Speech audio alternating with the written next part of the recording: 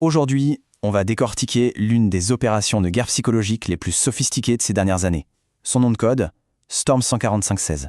Une opération menée par la Russie avec une cible très précise, les élections fédérales allemandes de 2025. Et là, attention, on est bien au-delà de la simple désinformation. On parle d'une tentative méthodique pour paralyser une démocratie de l'intérieur. Alors la question c'est, comment fabrique-t-on un mensonge politique, mais à l'échelle industrielle ? Comment une fausse information, une intox, peut-elle sembler si réelle qu'elle finit par déstabiliser tout un pays ? C'est exactement ce qu'on va voir. Eh bien, la réponse commence ici. La signature de l'opération Storm 1516, ce n'est pas juste de créer des fake news, non. La vraie astuce, c'est de fabriquer une fausse source humaine. Un prétendu initié, un lanceur d'alerte conçu de A à Z, dont le seul et unique but est de livrer le mensonge en lui donnant un visage crédible. Bon, entrons dans le concret. Pour bien comprendre le mécanisme, rien de mieux qu'un cas pratique. Voyons un peu comment un mensonge est conçu dès le départ pour devenir viral. Prenez cet exemple, il est assez parlant. La cible, c'est la ministre allemande des Affaires étrangères, Annalena Baerbock. Une vidéo apparaît, montrant un homme, un certain Kingsley, qui prétend être un escort boy et avoir été engagé par la ministre. Pour donner une source crédible à cette histoire, un article est carrément planté dans un journal nigérien. L'objectif, il est limpide, l'humiliation publique et s'assurer que ça se propage comme une traînée de poudre dans les cercles sexistes et racistes. Et attention, cette histoire n'est pas un acte isolé, c'est le produit d'une véritable machine à mentir. Alors maintenant, analysons l'anatomie de cette machine. On va regarder de plus près l'ingénierie systématique qui se cache derrière. Donc au cœur de tout ça, il y a cette tactique du faux lanceur d'alerte. Concrètement, c'est soit un acteur, soit même un avatar généré par une intelligence artificielle qui lit un témoignage écrit à l'avance. Pour le rendre encore plus crédible, on ajoute de faux documents, des fausses factures, des faux rapports de police, tout est contrefait. C'est très malin, parce que ça permet de contourner la méfiance naturelle du public envers les médias d'État russes classiques. Et voici la mécanique, un véritable cycle de blanchissement de l'info en 5 étapes. D'abord, étape 1, l'injection. La vidéo est postée sur un compte anonyme, un compte jetable. Étape 2, la légitimation. Un faux article d'enquête est publié pour lui donner une apparence de source journalistique. Étape 3, l'amplification. Là, des influenceurs pro-russes et des armées de bots partagent massivement. Étape 4, la pénétration.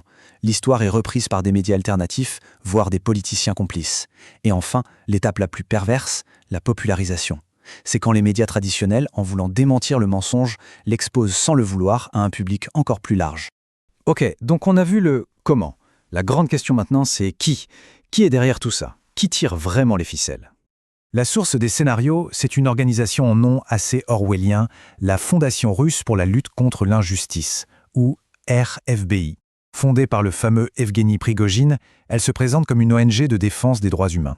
Mais en réalité, c'est la salle d'écriture de Storm 1516, c'est eux qui inventent ces récits de toutes pièces. Pour la partie technique, on trouve un personnage assez fascinant, John Mark Dougan. C'est un ancien shérif adjoint américain, aujourd'hui exilé à Moscou. Son rôle, c'est lui l'architecte. Il construit et il opère tout le vaste réseau de faux sites d'information qui servent de rampe de lancement à ces mensonges. Et il faut bien mesurer l'échelle de son travail. On ne parle pas de quelques blocs par-ci par-là, non. Le réseau de Dougan, c'est plus de 170 faux sites d'information. Une véritable armée de sites conçus pour imiter des médias locaux légitimes, que ce soit en Allemagne, aux États-Unis ou ailleurs. Et tout ça, bien sûr, remonte directement à l'État russe. Les services de renseignement européens ont établi un lien direct entre Dougan et l'unité 29155 du GRU, le renseignement militaire russe. Et cette unité, ce n'est pas n'importe laquelle, c'est celle qui est derrière des opérations comme l'empoisonnement de Skripal. C'est donc bien elle qui finance et qui dirige toute l'opération. Pour bien saisir la particularité de Storm 115-16, c'est intéressant de comparer avec une autre opération russe bien connue, Doppelganger. Les tactiques ne sont pas les mêmes. Doppelganger, ça clone de vrais sites de médias pour tromper par l'autorité de la marque. Storm 115-16, au contraire, invente de faux médias pour persuader en jouant sur l'émotion du scoop. Au final, on a 2 méthodes, mais une seule et même stratégie, saturer l'espace informationnel. Ce qui nous amène à la question centrale. Mais pourquoi l'Allemagne ? Pourquoi est-elle devenue la cible numéro 1, le point d'effort principal de la guerre de l'information russe en Europe ?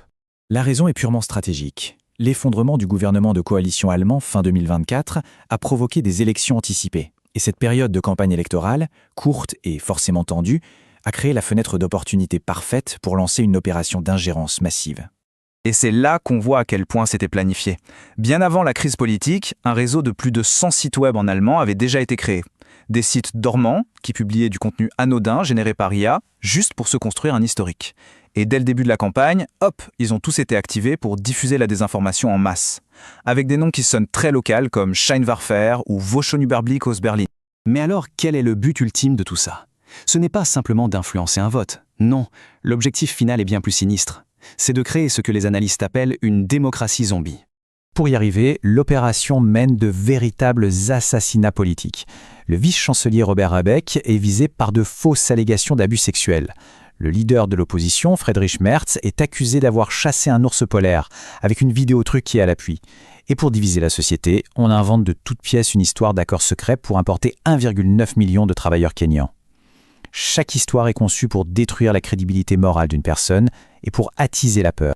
Voilà le point crucial. L'objectif, ce n'est pas de soutenir un candidat ou un autre, c'est de rendre le pays ingouvernable, de créer une démocratie qui n'a plus que l'apparence, une coquille vide, complètement paralysée par la méfiance et la division interne, et au final incapable de la moindre action.